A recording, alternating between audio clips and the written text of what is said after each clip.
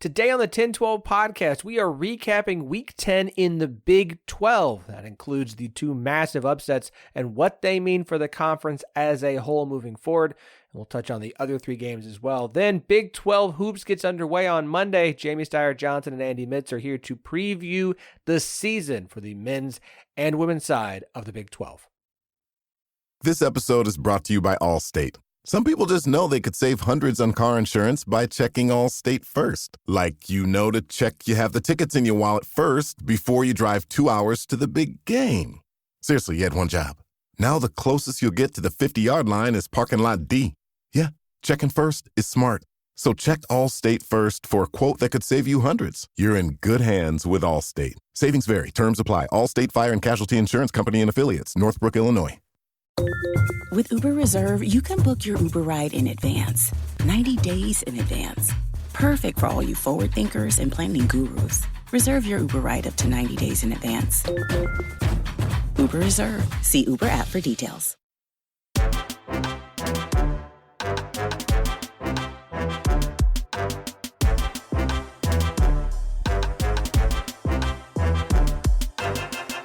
Welcome to the 10-12, the podcast that covers all 16 teams in the Big 12 Conference. We are the flagship show of the 10-12 Network. Find every show on the network at 1012network.com. And of course, we are partners with Sports Social, Europe's biggest sports podcast network. I'm your host, Phillip Slavin. Thank you for joining us as we are here to recap Week 10 in the Big 12 and prepare ourselves and you for the start of the Big 12 basketball season. It is here, folks. So for those of you whose football teams have let you down, whose women's soccer teams are no longer in it, who don't have a volleyball program, or whose volleyball team isn't in it either, we've got you ready for basketball, for hoops. Hopefully your team will deliver there and you're not having to wait all the way until the spring for stickball. In which case, you know what? It's a good time to take up hobby, get some to-do list things done. Maybe we'll just see. Joining me as they do every Monday to recap the weekend. I'm doing my best here, y'all. This is not going to be the best show we've ever produced. I'm just going to warn you right now. I'm going to do my best. But joining me as they always do, a man who always brings his A game even when he's got a bum shoulder. He is Andy Mitz. Yeah, I do. Look, shoulder, thankfully you don't need to use your shoulder too much when you're podcasting, so we're good. Yeah. I have been podcasting the wrong way for years. That explains a lot, Phillip. No physical exertion podcast thing that I was not aware of. Also joining us, I forgot to bring my pre-printed list of all the different things that she does, because at a certain point, if you don't have it all written down, it's impossible to remember. Let's see. There's Drake soccer, Drake volleyball, Iowa State women's basketball, general vibe queen of the entire network, sometimes substitute teacher, also creative tennis shoe designer, rocker of cool headphones. Let's be honest, Phillip, even if you had it all written down, there's probably two or three more things that got added in the last week. I did just do family pictures for the Fenley family like 2 weeks ago. Okay. See? So add family photographer. Family photographer, yeah.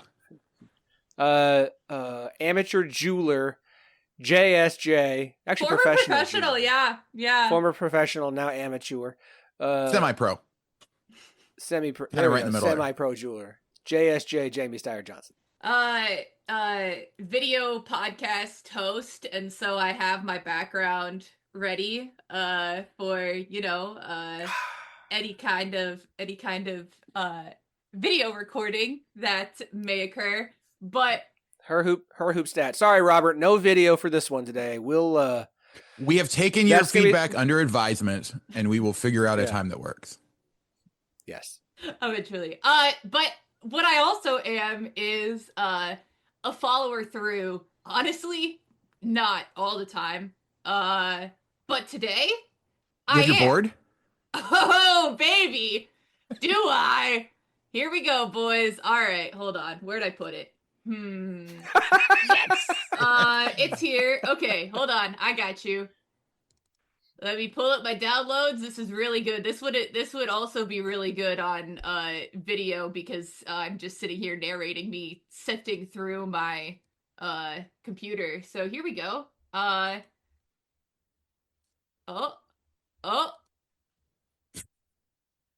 This is Okay. high quality There we go. podcasting. There we go. Ooh, you If shared a you file. check the chat, I have shared a file with both of you. Oh my gosh, this is amazing. Podcasting, Oh, a very visual This medium. we will have to share this so that everyone can take a look. So these are various screenshots and photos accumulated almost solely from broadcasts that I show up either oh no, none of those are from actual broadcasts that I am on screen. Those are all from me either showing up in the background while I'm on the radio where I pop up on TV, or from my Discord friends that screenshot me when I am in there on camera and look weird. That's mostly the bottom right. That one is that's a Discord special. I was gonna ask about that one, but yeah, that was over the weekend. So there you are. That is the official vibe chart. That can be referenced whenever necessary. But I thought that was pretty encompassing. All right. So yes, that file will be shared. Tweet that out. Yeah, we'll post that. Don't y'all worry. I'm sure that I will clip this and add the photo to it and put it all over everywhere so that everyone can be aware of the JSJ, Jamie Steyer-Johnson, 10-12 vibe chart. Very excited for this. I appreciate your hard work. I appreciate that you followed through on the gag, the joke, the bit. We always tease that we're going to have some new bits on the show, and we never actually follow through with them. That was the bit, but now we have an actual physical bit. Me putting together a collage of my funniest expressions to then be shared places is something that is also going to get me thanked. Like, come on now. Let's be 100% real. Like, that's no sweat for me. And also, yes, JSJ wants all the kudos. The expressions, it's a natural thing. None of these are posed. This is I'm going to be life. honest. It looks like that all the way on the right in the middle is from tonight. No, that's also very recent from Discord. Okay. I was gonna say, like, it almost looked like same it was like you just took it before. Yeah. Once we share this image for everyone, we'll let you know where you will also be able to go to 1012network.com to buy your Jamie Steyer-Johnson official vibe chart t-shirt that can be purchased. All proceeds will go toward. We're also going to Jamie's season tickets for the. We're also going to have it laminated on clipboards, so you can have it on the back of a clipboard. Excellent. Okay. We do have some things to get to. No guest we do have a guest this week. Our second half guest this week is the Vibe Queen herself, Jamie Steyer-Johnson, to talk Big 12 hoops. So Jamie's not going anywhere, folks, but we got to do football first. So we're going to do this one a little bit different today. Just a little bit. Because we've got to spend a little bit of time on Texas Tech 23, Iowa State 22, and Houston 24, Kansas State 19. Two of the contenders in the Big 12 Conference get upset in very different fashions in very different situations, but also very much upset in some very disappointing performances. Look, I want to look at this less as what happened, how did this occur, what happened on Saturday in these games. Like, congratulations to Texas Tech. Joey McGuire is now 9-2 in November and December games at Texas Tech. Like, he's getting some things rolling, and a team that looked like it was kind of falling apart goes on the road, faces an Iowa State team off of an idle week, and marches down the field in the final 2 minutes of the game to get a very, very big road win. Meanwhile, Kansas State goes on the road to a Houston team who offensively has struggled. And look, Chase A. Kitty has said it on this podcast during Picks Pod every week. Kansas State's defense is not the same on the road at all. It wasn't when you give up 24 points to Houston and still only manage 19 against what is a good defense in Houston. Houston is so much further along than we ever really thought that they were. But here we are now with Iowa State suffering their first loss of the season, Kansas State suffering a second conference loss. Where does this, Andy, in your mind, put the Big 12? Because in my mind, any dream of a 3-bid Big 12 is dead. It was a slim dream. It was a small dream. It had a very small chance, but it's gone. Now, the dream of a 2-bid Big 12 is not dead, but it is at the hospital. Like, you are going to have to go during visiting hours and check on them. I was going to say, it feels like it's on life support at this point. I'm not going to go full life support, and I'll get to why in just a second. It's fair. It's not on full-blown life support. But it is in a very, it's very wait and see. Like, it's not going to leave the hospital anytime soon. Okay? This was not a good weekend for the Big 12 we have to look at the playoff. And I don't like sitting here and having conversations about the playoff. But it does, despite Sagarin ratings still having the Big 12 as like the second best conference. K4, I think, still has the Big 12 as like the third best conference. But the narrative is going to be Iowa State lost to Texas Tech team who's meh, and Kansas State went on the road to a Houston team that's not good, right? No one thinks they're any good, and laid an egg. And so in reality at this point, I understand Kansas State's not eliminated from the Big 12 title game, but your like preseason top 5 Big 12 teams are all pretty much out of the Arlington running. There are 3 other teams who were not like preseason top 5 who are all still in it. It's just a very Big 12 kind of situation to be in after 10 weeks of the regular season. Yeah. But it's not a great situation for the conference. No, I mean, I think really what this does is it opens the door wide open for Colorado. Like, Colorado was going to have an uphill battle because they lost to K-State, and basically all we had to see was K-State and Iowa State went out, and then that final game of the year, Farmageddon, was going to determine who number 2 was. It's still hard to imagine that BYU is going to lose now multiple games to not get there. So, yeah, I mean, I fully expect that they probably will drop a game just because of how crazy the Big 12 has been. But at this point, it's like, who's getting that second spot in Colorado now? I don't know if I would say they have the inside track, because they still do have that loss to K-State. But they do have it set up, I think, extremely well for them at this point, especially if K-State goes and beats Iowa State at the end of the year. So I think that's really what it does. Is it makes it a legitimate 3-team race for that final spot in Arlington.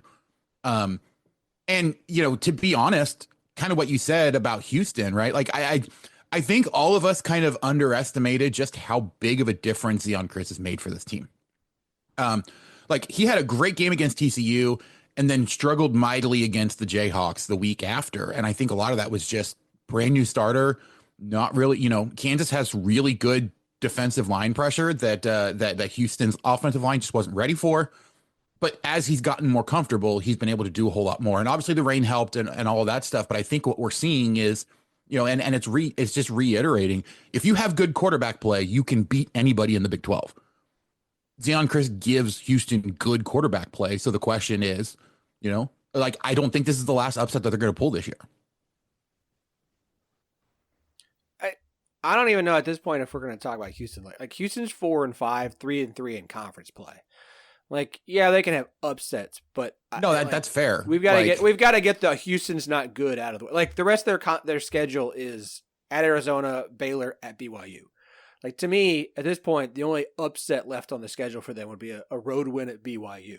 Winning at Arizona and beating Baylor at 4-5 overall and 3-3 in conference play is not going to be that much of an upset. We've got to change our perspective on Houston.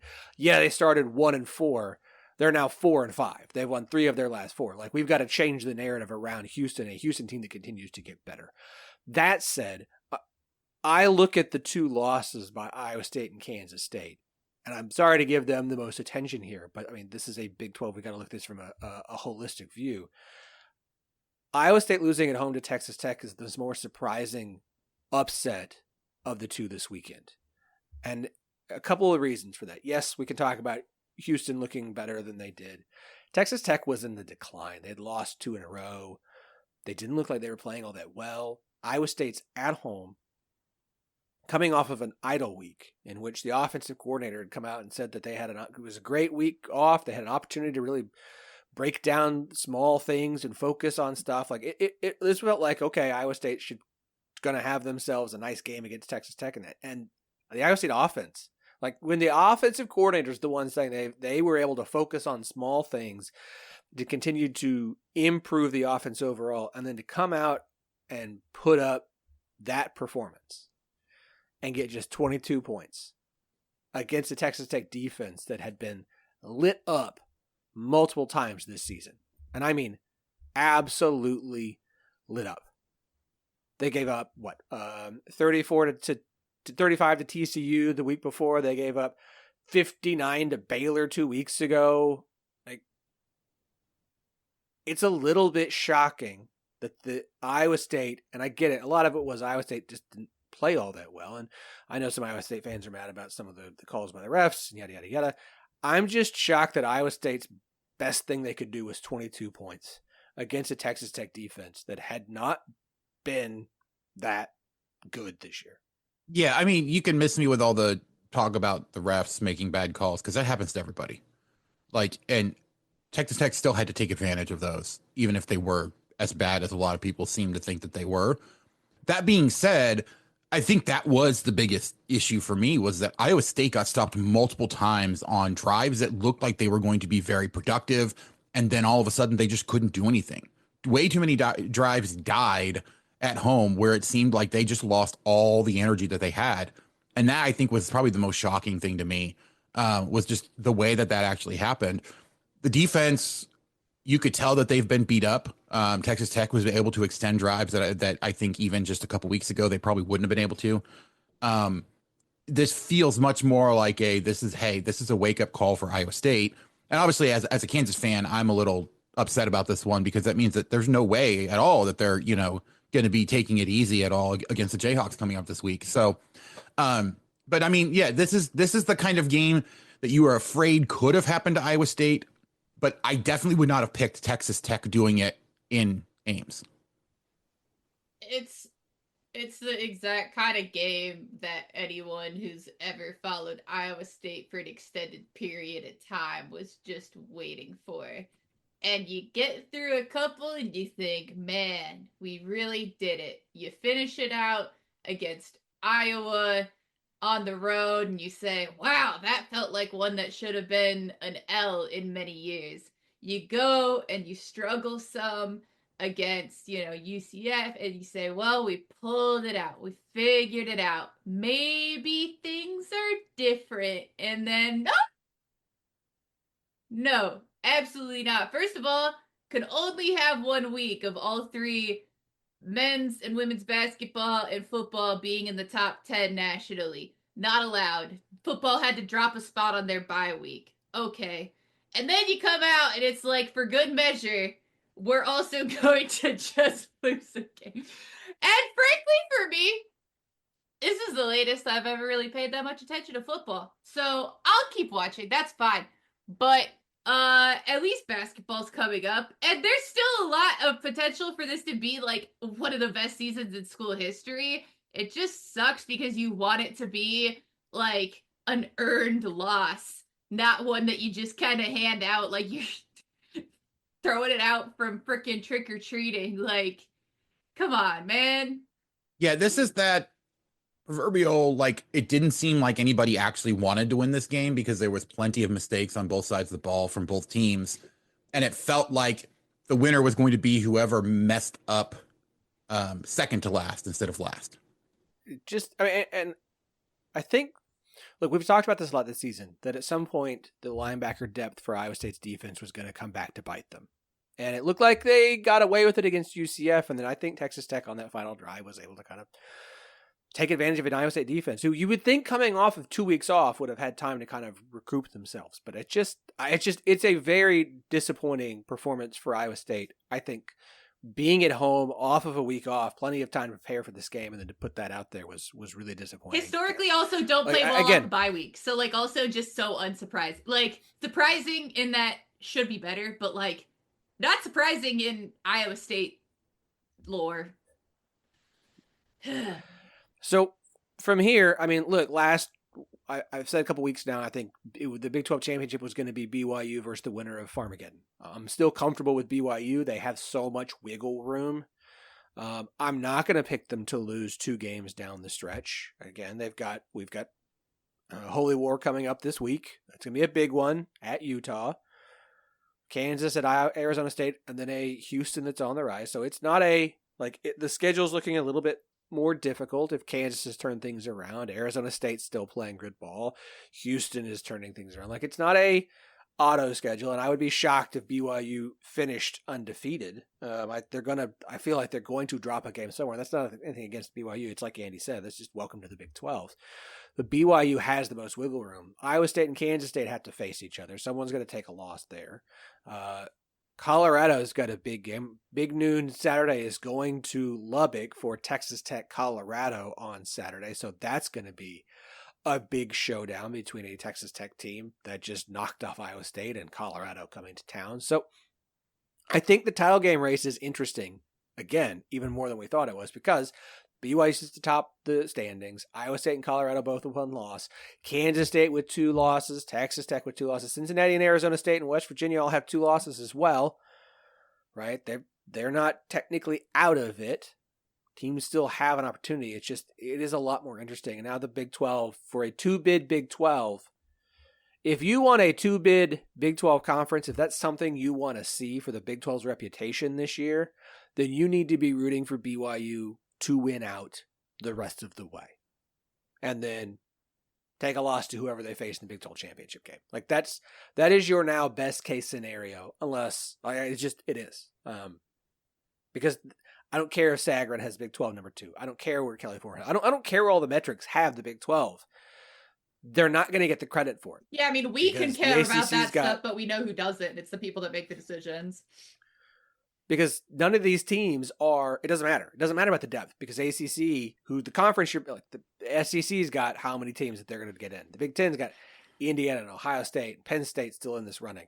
And the ACC's got Clemson and Miami, and it's not gonna matter. The Big 12 has to put itself in a position to come out of all this on the right side, and they didn't do that on Saturday. 3 other games we got to at least touch on before we get to hoops conversation. The holiday season officially starts when you get that first card in the mail. Shutterfly makes it easy to add more meaning to the everyday with hundreds of holiday card designs that can be personalized in seconds with your favorite photos from this year. Select your greeting, customize the color, and even add little extras like personalized foil to make a holiday card that really shines. Enjoy 40% off with code SMILE40 at Shutterfly.com and send something meaningful this year. See site for more details. Arizona State 42, Oklahoma State 21. Congrats to Arizona State on reaching bowl eligibility. Absolutely incredible season so far for the Sun Devils in just year 2 of Kenny Dillingham. Cam Skattebo, first ASU player to have 100-plus rushing yards and 100 or more receiving yards in the game since 2015. Cam Skattebo had 4 more yards in the game total than Oklahoma State. He had 274 total yards of offense, and OSU had 270. By the way, Saturday was OSU's best game for the run defense in Big 12 play. Oof. Giving up 225 yards and 3 touchdowns on 45 carries. Because that's fantastic. Through 10 weeks of college football, Oklahoma State's defense has allowed the most total yards in the country, most rushing yards in the country, and the 15th most passing yards in the country in FBS. Mike Gundy after the game, we need to do a better job coaching. In my opinion, I'm not so sure I agreed with our schemes. I'm going to lay off Gundy for the rest of the year. Let me just explain. I'm going to lay off Gundy the rest of the year because this season is done. The bowl streak is over. Technically they could win the next 3 in a row. The bowl streak is over. Okay, let's just be honest here. And so now we await what Mike Gundy chooses to do in the offseason to his coaching staff. 2 final things. What's on the line the rest of the year? Oklahoma State has lost 9 games in the season just twice in school history. 1936, they went 1-9. 1991, they went 0-10-1. That is incredible. They are 3-6 and will be an underdog in the last 3 games of the season. What's on the line is obviously Gundy's worst season by far. OSU's worst season since 2000 and OSU's worst conference record since 1994. So again, Arizona State, y'all enjoy this. Cam Scadaboo is awesome. That team is a lot of fun. The ceiling is very high for them the rest of the season. Yeah, I mean, at this point, like, as somebody who does not have a horse in the race for the conference anymore, like, if I'm looking for a team that I want to root for, it's Arizona State. Like, it's a great story. The fact that with all of the worries about, coming into the year, that they're able to put everything together and bring themselves to bowl eligibility is just fantastic. It's a great first year for them, and I'm excited to kind of see what they can do. So, yeah, I think that's really all to take away from this one because, like you said, I mean, Oklahoma State's felt like they've been done with the season for multiple weeks now. So there's not really much else to say, I think, on the OSU front. Arizona State's got UCF at Kansas State, BYU at Arizona down the stretch. I think 2-2 is a fair expectation. I don't think 3-1 is out of the question. Yeah. I don't think it is. All right. Baylor 37, TCU 34. Baylor fans stormed the field after beating TCU. Good job. Enjoy it. The 10-12's official policy is always storm the field or the court whenever you want. Beating a rival is a good thing. Storm the field. Rivalries never die. So storm the field, storm away. Wild game. Absolutely wild game. Tons of fun. Dave Aranda will be back next season. They're 5-4. I know they got to get to a bowl game. They got to get one more win. Dave Aranda's coming back next year. As for TCU, also 5-4 and can get to a bowl game, and that would be good for TCU after not making one last year. That's all I got. I'm sorry. Yeah, I mean, this is a typical rivalry game. Like, this is a game that you expect to see in a rivalry like this, regardless of how you think Baylor and TCU, in general are going to do the rest of the year, or what you think about what they've done already. Like, this is the kind of game that you expect to see. We got a similar one, Kansas versus Kansas State, the week before. So you get these all the time. There's not really, I don't think there's anything huge, either program, direction of program wise or conference wise, to really pull from this one, unfortunately. TCU's 5-4, 3-3 in conference play. They've got OSU, Arizona, and a road game at Cincinnati left. You're going bowling. TCU. Baylor at 5-4 has road game at West Virginia, road game at Houston, home game versus Kansas. I will pick Baylor to go bowling as well. Last one. I said all off season when UCF announced what week they were going to play the space game, and that it would be against Arizona. And I said, Arizona fans, get ready to learn space game. And all the Arizona fans were like, we have space too. They're not scared of that. Nothing bad's going to... UCF 56, Arizona 12. We have space at home. We got space at home. Yes. It's yeah. Yeah. Arizona is broken. Arizona was middle right on my vibe chart. For those of you keeping track at home. That's awesome. Don't pay UCF to not play the space game when you're there. It was not. There's nothing else needs to be said about this game. What we can say instead is go to charliehustle.com and do some shopping for yourself, because they've got absolutely incredible gear for all 16 Big 12 teams. Whether your team is still in the running for Arlington, you're getting excited about bowl season because you haven't been in a little bit, or you're already focused on basketball season, which gets underway this week, folks. This week, and I'm so excited. All 16 teams will have played their first game by the end of the day on Tuesday. That's exciting. So you need to go to charliehustle.com right now, and you need to go shop. And if you find some great stuff on sale, which there is, throw it in the cart, put in your credit card, check out, and enjoy. If it's not on sale, use the promo code 101215. TEN1215. Get 15% off all non-sale items. Again, that's TEN1215 for 15% off all non-sale items. Go support Charlie Hustle. They love the Big 12. We appreciate them supporting us, both this show and the entire network this season. It's been a great relationship. And they just put out good stuff. Super comfortable. Super comfortable. I was wearing my Arizona Wildcat shirt on Friday, and it was very nice. It's a very comfortable shirt to be wearing around. I was like, I'll wear this one. Largely because I have a couple of the shirts that are white from them, and I fear wearing my white shirts at home around my children. Because if you have kids, you know what happens with white shirts. Oh, yeah. Okay? You're going to get a permanent spot on one of them. And I like my mascot shirt and my Big 12 shirt. Okay? I like them. So, you'll like yours too. You will also be overly protective of your Charlie Hustle gear. So go to charliehustle.com, promo code 101215, 15% off all non-sale items. Charlie Hustle, vintage, made fresh. I am also going to be very disappointed if nobody who listens to the podcast does not do a supercut of Phillip noises during that promo read. I mean, no one's going to do that. No one's going to actually. No, of course not. No one ever would do such a thing. Are you going to do it? Jamie might do it herself. It's an awesome way to ensure that someone for sure does.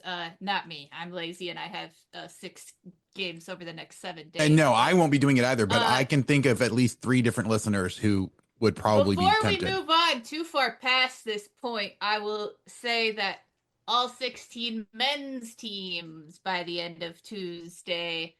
For the women, you gotta wait, pal, because Kansas and BYU don't play till Wednesday, and Baylor doesn't play till Thursday. Kind of crazy. I apologize. Kind of crazy. That's like a okay. More of my point is that's a long stretch. That's wild to go that far into the week, but like a lot of teams did try to avoid playing on election day. On Tuesday. That's really what it is. And then women's teams generally either go for like the doubleheader and play earlier in the day so that men's teams can play on day one, or if their men's teams happen to like have one later in the week or go on the road for whatever reason, but it's harder for the women's team. Thursday. Whew. Baylor will be playing their first game on Thursday, while many schools are playing their second game of the season on OSU plays Monday and Thursday. Yeah, Iowa State. Yeah, Baylor, Jamie, who today announced that they're adding someone that entered the transfer portal. Yeah, I saw this that semester, and trying to say she's playing second semester, which will have to be from a lawsuit, which will probably still be being litigated. And so it just depends on if there's like an injunction to allow her to play in the meantime, or if they actually make her sit out. But that precedent would be so absurd to say, yeah, school started fall semester, hit the portal, play second semester. What? That's going to be fun to track. I wanted 1 year where it's like, okay, maybe you don't agree with the transfer rules. Maybe you don't agree with how everything's shaking out in the portal and stuff, but at least you have some kind of idea of like what the standard is, like what's allowed, what's not. And now we have another lawsuit. Bro, I can't do it anymore. What's the standard? I don't think a thing exists in college sports anymore. We would describe the solid point. We would describe Jamie's feelings on this situation, I believe, as top left. Top left would be the Jamie vibe for those of you following along at home. Well, Jamie, let's start with women since that's the direction that we or you have taken. We're not doing deep dives on each team, y'all. No. I'm sorry. There are plenty of places where you can go and do that, like her Hoop Stats podcast, which our good friend JSJ is a part of. There's also my preview with Mark Schindler that went almost 2 hours, in which we covered about 4 teams. We covered top of the league. So wins part 2, 3, and 4? He actually does want to do a part 2, so probably whenever someone bugs him about it. So when is that? Where is that available? Where can we find it? Mark Schindler's on Weird. Go to my Twitter. Otherwise, They've Got Now is his podcast. It's wherever you find yes, They've Got Now podcasts on YouTube, all that fun stuff. Got it. Excellent. There you go. Okay, it's on YouTube? Is there video? There's Can we video. appease Robert with video? There's Okay. video. Yeah. Robert wants video. Robert, we'll do as much. We'll do what we can. All right. So Jamie, looking at the Big 12 this year, the teams we've expect a lot from, obviously Iowa State, Kansas State, always high expectations for Baylor. Is that the top of the Big 12 conference, or are there more? Okay. West Virginia should 100% be up there with what they returned from last year, added a little bit in the portal. And then as far as like the actual conference regular season race goes, they also have, by my estimation and by most of the people I've talked to's kind of look, they also have, by a pretty wide margin, the easiest conference schedule. So being a really good team and then having that on your side, I know that there's definitely some chatter about their path to potentially winning. They only got one vote to win. They ended up below TCU in the preseason coaches poll. But I mean, I really think that they are a team that deserves to be looked at a lot more seriously, especially with the way that they performed down the stretch last year. So it's interesting that West Virginia is a spot behind TCU. Why are expectations for TCU? Oh, that was a dumb question, and I just immediately remembered who transferred to TCU. Sorry. Look, there was multiple people that were at Big 12 Media Days that were like, all right, when does TCU come to town again? Because I want to go make sure we watch TCU play. So yeah. There you go. They'll be interesting. I mean, my thing with TCU is that I understand why expectations are what they are. I think that a lot of people discount the adjustment period that comes with having a lot of transfers. Last year never saw TCU at full strength, obviously because of the amount of injuries they had. And then this year, yeah, you bring back a really solid core of Madison Connor, of Sonota Prince, of Agnes Emma Nopu, who I think is super, super underrated for what she does for them. And then you also bring in Haley Van Lith, but not just her, but you also have Maddie Shear from Kentucky. You have Donovan Hunter from Oregon State, who's a really, really solid player. And so I think that there's a lot of really talented additions there, but there's a lot of players that play sort of similar positions. You brought in quite a few guards, and so it's going to be figuring out who works well together there. You had a lot of injury issues last year, so you're always just hoping that you're avoiding that. And I don't know. I just think that there's something to be said for having consistency and having people that have played together a lot. And that's really what you see at the top of the league right now. In Iowa State last year, you bring back your top 6 eligible returners. And so, yeah, they added a lot of new faces as well, but you have that core back. TCU, they have that core back, but then you have K-State where it's almost the same team with like 2 big transfers in. You look at West Virginia, you have a lot of your core back. So I don't know. I'm really interested to see what TCU does. I do think there's going to be maybe some more bumps in the road than some people are anticipating, but if they could all mesh together, yeah, I mean, they've obviously got really solid pieces. Looking at the standings, preseason poll, right? Between K-State 1, Iowa State 2, Baylor 3, TCU 4, West Virginia 5. Looking at the back, or looking the rest of the way down, so from Utah at 6 all the way down to Houston at 16. Mm-hmm. Who's the team, or is there one you look at and say, maybe not going to win the conference, but going to finish a lot higher than maybe expectations? UCF, it's not close. In the Big 12, a lot of your success is predicated upon having a capable post player. And so you have Hannah Gusters, who transferred from Oklahoma State, started her career at Baylor. She's played some Big 12 basketball. She had a really up and down season last year. But at the end of the day, she is absolutely capable. Like, is she going to be the number one post in the Big 12? No, probably not. But that's because you're talking about a league that has top to bottom the best post play maybe in the country, only rivaled by the SEC for sure. And even then, you have really dominant posts at the top. You get a lot of those more like 4 players in the SEC that can stretch the floor a little bit more. I digress. I'm not going to get into all that. But UCF has that piece, which is really pretty necessary to be successful in the Big 12. That's why you saw kind of a cap at the top for West Virginia last year, because they didn't consistently have that. They got a little bit more production as the season went on from Daniel Babu, but just not dominant. And then you have the returning leading scorer in the entire conference, and Caleb Peterson. You're bringing in a lot more weapons on the wing for her. You have people that have another year of experience under their belt. Like, to have them in, I want to say, what do they have them? Like 13th? 14th. 14th? Yeah, to have them bottom 3 in the league, to me, knowing what's at the bottom of the league is really, really low.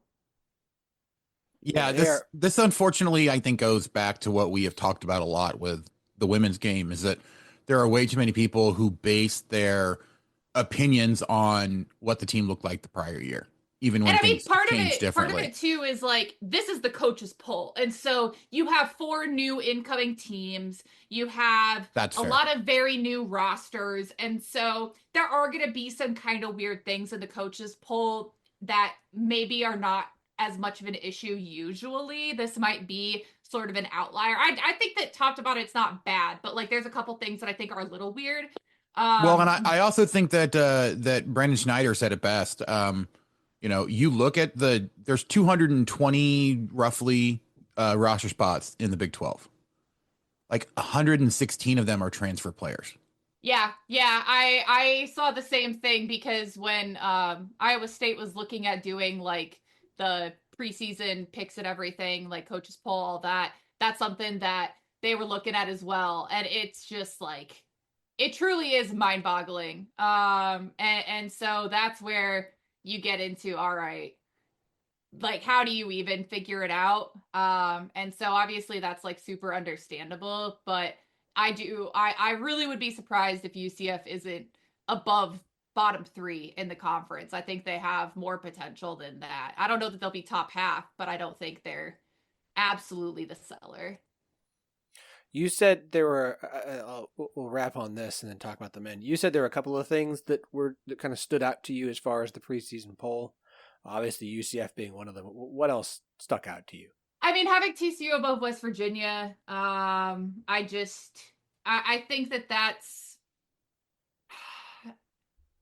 it's looking at the names on the roster. Right. I think that's the perfect example of buying into the hype of the individual players without seeing how well they're going to come together. Because I think we've seen that in a lot of cases where you have a bunch of really good pieces and you think they're going to play well together. We saw that with Kansas last year, but it just didn't click at the beginning of the year. It took a while for them to actually get their feet underneath them. And I'm not saying that's going to happen, but you look at, Sedona Prince and Haley Van Lith, like, you look at them and it might take some time for them to get on the same page in a way that they can be successful in the Big 12.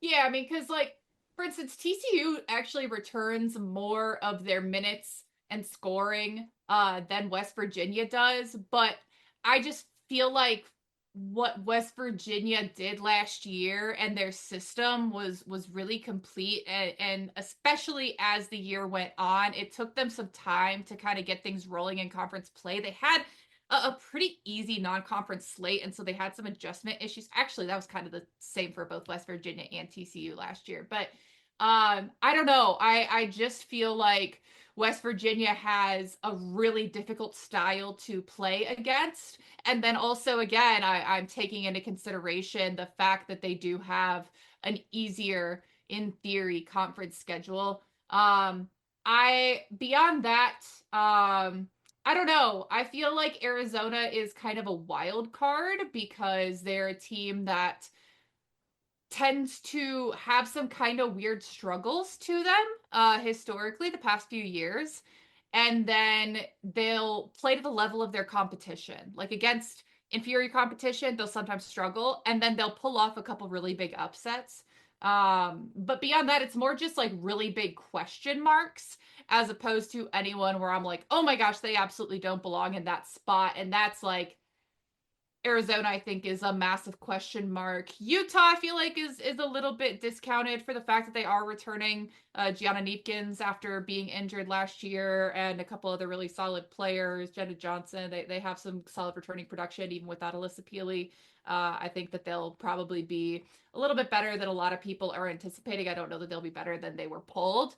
But they definitely are a name that I think more people will hear than maybe they're ready for. And then honestly, Kansas, I think, has a lot of upside as well. Just bringing back someone like Samaya Nichols, bringing in the kind of pieces they did in the portal. Elle Evans, huge fan of hers. So just excited to see what they've got going as well. Yeah, I think Kansas is the team that jumps out to me kind of like Colorado did at the beginning of the year, where it feels like how well they come together. They're either going to be a lot better than people expect them to be or a lot worse. Yeah. It's either not going to come together and it's going to look pretty bad. And you got to realize that obviously, you know, a lot of your leaders are underclassmen at this point. Wyvette Mayberry is handling quite the load for that team and trying to lead the team as kind of the senior leader. This is definitely a team might need another year to really kind of have everything gel. But or it could be like Colorado, where just everything comes together and all of a sudden they've got everything figured out and they, you know, thrive with the 4-guard lineup and all of this stuff. And then, you know, you find them in the top 5 at the end of the season, fighting for an opportunity to be one of those top 4 seeds.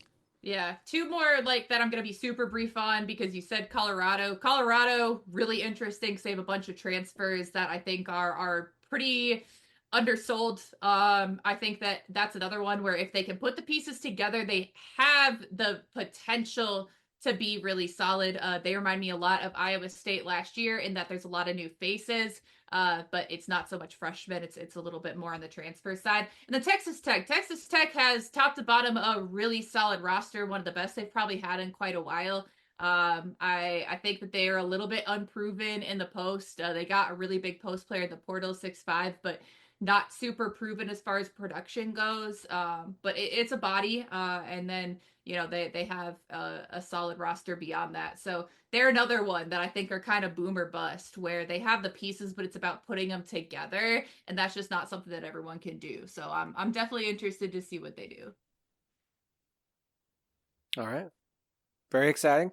Andy, men's side of things.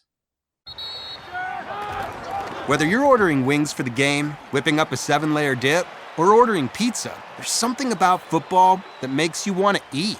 And this football season, Uber Eats has the best deals on game day food. No matter what you're craving, from 2-for-1 pizza to buy one, get one wings, Uber Eats will be dropping new deals each week, all season long. Uber Eats, official on-demand delivery partner of the NFL. Order now. Terms and conditions apply. See app for details. This conference is stupid. I mean, who do you want to spend the next 40 minutes talking about? Because we could probably do that for at least, 10 of the 16 teams. I mean, this conference is it's ridiculous. Dumb. Like, I feel bad. I legitimately am happy that I did not have to try to pick a preseason Big 12 team. Like, they didn't invite the media to do that or they didn't invite all the media to do that this year. No. I find it very interesting to try to take a look at these rosters. And I do think that there are plenty of schools that have guys that are probably going to be extremely successful in their role. But if you look at them from outside, you might say, hey, like, what did that person even really bring to the team? So there's a lot of teams that are like that. And it's going to be very interesting to see how everything gels.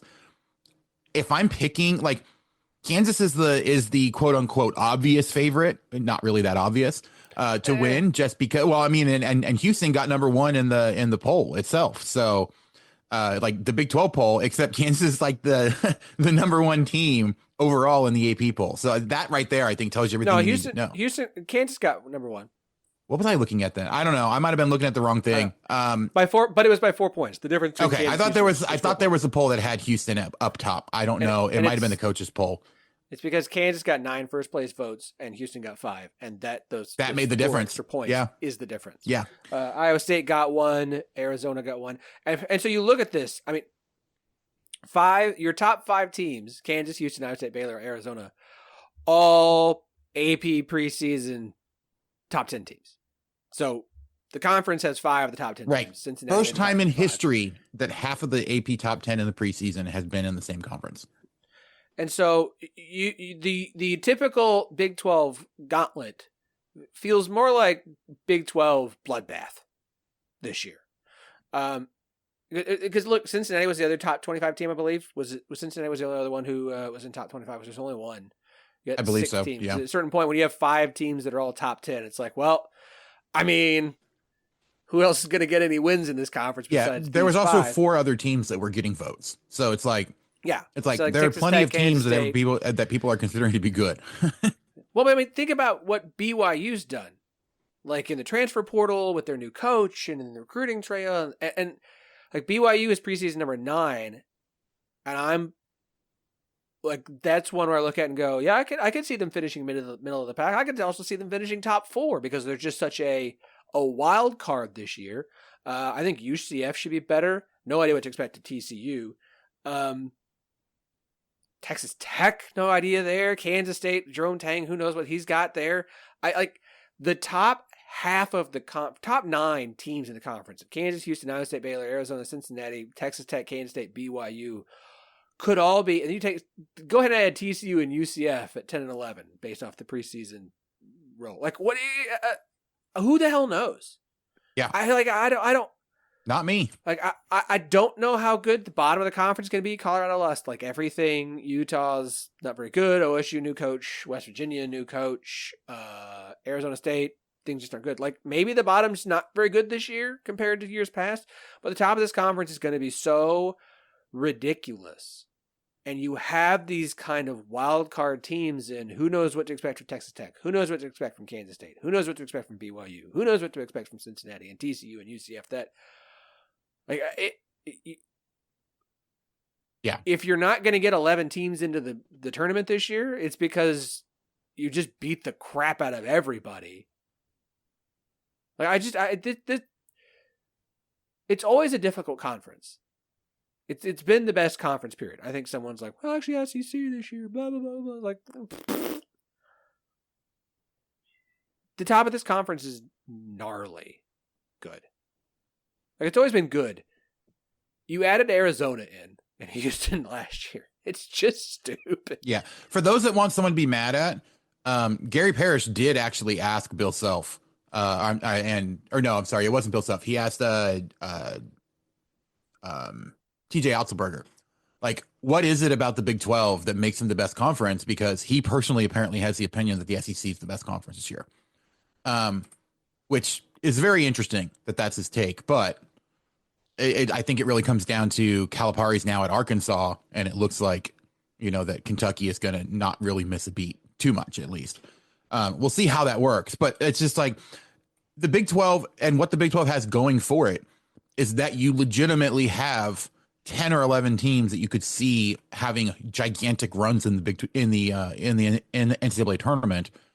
And legitimately, like this, if there's ever going to be a year where a team's going to get 3 teams in the Final Four, Kansas or the Big 12 has enough teams that legitimately could make the Final Four that it's definitely a huge possibility for them this year. And it's hard to go into a year.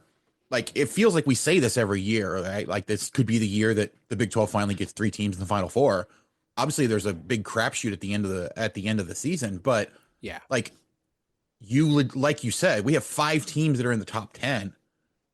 Typically, the Final Four has at least 2 or 3 teams that started in that preseason top 10. I mean, I forget who it was that was doing all of the analysis on it, but basically, the AP top 10 is actually a fairly good predictor in general of what that pool is of people or of teams that have a legitimate shot at winning a national title. So, and I mean, they schedule tough. They have different opportunities, and then you're playing against each other in the regular season. And so you're getting extremely battle tested, which is generally important for making a deep run, right?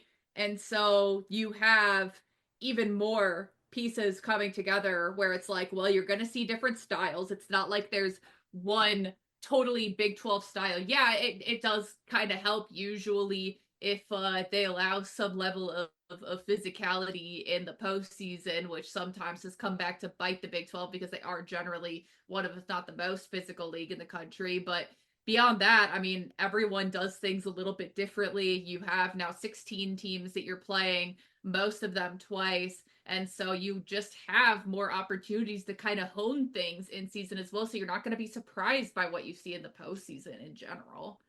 Yeah, I think the biggest potential concern, right, about the way that the Big 12 plays is that teams get so used to being able to beat up on each other and being beat up on that they have a hard time adjusting when things get called in the NCAA tournament. But I mean, that's the reality of this league. More in season then to adjust a little right. bit. But... Well, and that was actually what everybody's really, really good friend, officiator, is it John Higgins, I believe, who's now the what? Hollywood. Yeah. He is now basically he's in charge of officials for the Big 12 this year. And he was talking about how, that's kind of part of the problem that they've had is that the officials, they get so used to calling stuff in the Big 12, and then the Big 12 teams are seeing different officials when you get to the NCAA tournament. And so it's about keeping that consistency with the rest of the nation. And it'll be interesting to see how they're able to do that this year. But I'm not really sure what we're actually going to see from the Big 12 with all of these different teams. Like I said, you could tell me, or there's probably a good 10 teams. You could tell me that you can pick 5 of them and say that they're going to be the top 5 teams in the conference this year, and I wouldn't bat an eye. It's that ridiculous. What will potentially help the Big 12 the most this year is if your teams pick towards the bottom and the middle of the conference do well in non-conference, right? Boost the overall, because the problem is going to be, well, everyone's going to accuse the Big 12 of being top heavy, right? Oh, it's just top heavy. It's just these five. Everybody else. You need the UCFs and the TCUs and the Arizona States and the Oklahoma States and the Colorados to find ways to get some wins where we look at the end of the season, we're not going, well, actually the Big 12 had a losing record versus the ACC this in the non-conference, and all that nonsense. Like, you need the middle and bottom teams to find a way to get some wins in the non-conference to win those dumb arguments, because that ACC Big 12 stuff got used against the Big 12 last year. It was dumb, but that's what that was an argument used. And so you really want to be able to avoid some of that nonsense so that when it gets to the end of the year, the argument's like, nah, like, nice try.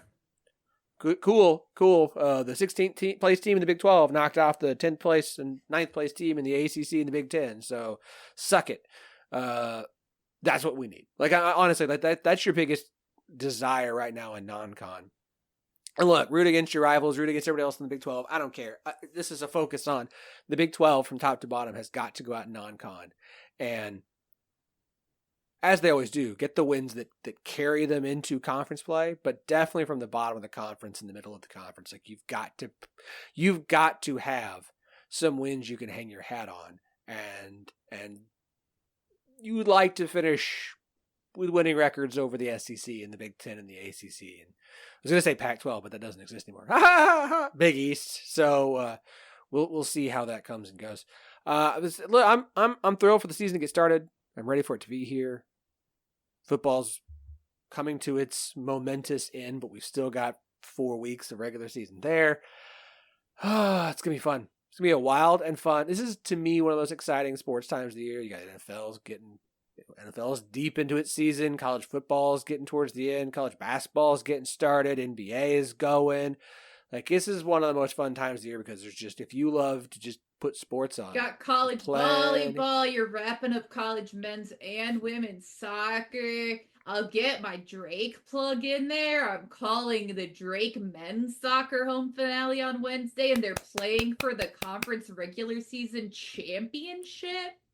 Ooh, that's the JSJ factor. I've got, I mean, the women also finished second, so they were picked there. The men were not picked there. The men were picked middle of the pack. They've been balling out. Got my last 2 matches for Drake volleyball.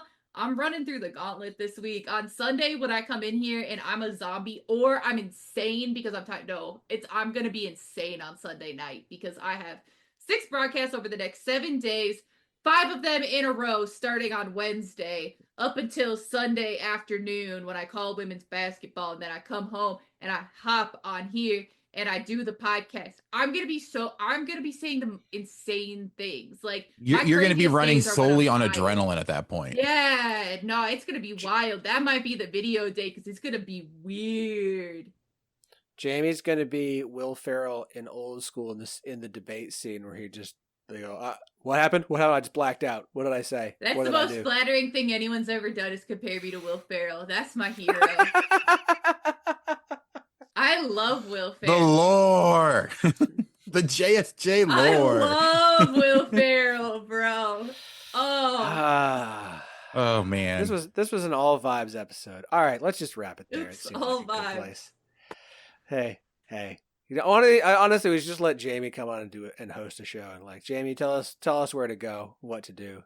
Direct us into the abyss. Into the abyss. We would ascend. The soul leaves the body. All right. She is Jamie Steyer-Johnson, JSJ, as we lovingly refer to her, at JSteyz, JSTEYZ, on the Twitter machine. He is Andy Mitz, at Andy Mitz12 on the Twitters. Rock Chalk Pod is the show that he hosts, the Kansas podcast for the 1012 Network. You can find every show on the network at 1012network.com. Wherever you're listening, leave us a nice review. 5 stars would be great. We'd appreciate it a lot. If you're listening on YouTube, like, subscribe, leave me a comment. I will respond. Unless it's, you're just being a jerk. Don't be a jerk. We don't like jerks. We'll be back on Thursday with the new Picks Pod. Don't ask me who the guest is, because if I tell you, they won't make it. So, y'all enjoy your week. We'll talk to you then.